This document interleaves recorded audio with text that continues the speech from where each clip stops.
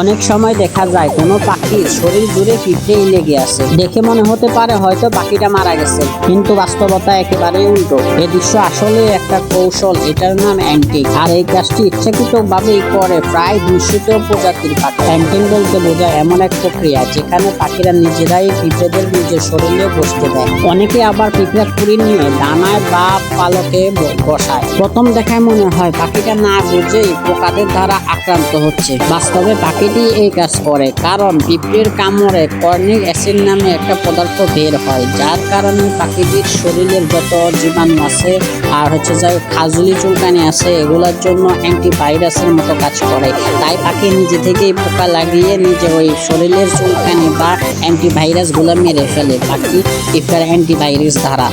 এই অ্যাসিড পালকের ফাঁকে ফাঁকে শরীরের ভিতরে ঢুকে যায়। এরপরে যত চুলকানি রোগাণু শরীরের শারীরিক সমস্যাজনক অসুখ থাকে সেটা সেরে যায়। এটা একটা প্রাকৃতিক ঔষধের মতো, অ্যান্টিভাইরাসের মতো কাজ করে।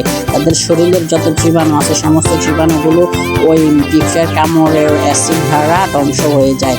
এতে পাখির শারীরিক সমস্যা আর অনেকটাই দুর্বলতা থেকে মুক্তি পায়। অনেক বিজ্ঞানীরা বলেন যে এই পিঁপড়ার কামড়ের অ্যাসিড পাখিদের জন্য একটা অ্যাসিড অ্যান্ড থেরাপির মতো, যাতে ওরা অনেকটাই সুস্থ থাকতে পারে। যত রোগ বিলাই সমস্যা আছে সবকিছুই তাদের ভালো হয়ে যায়, অনেকটাই সুস্থতা ফিরে আসে।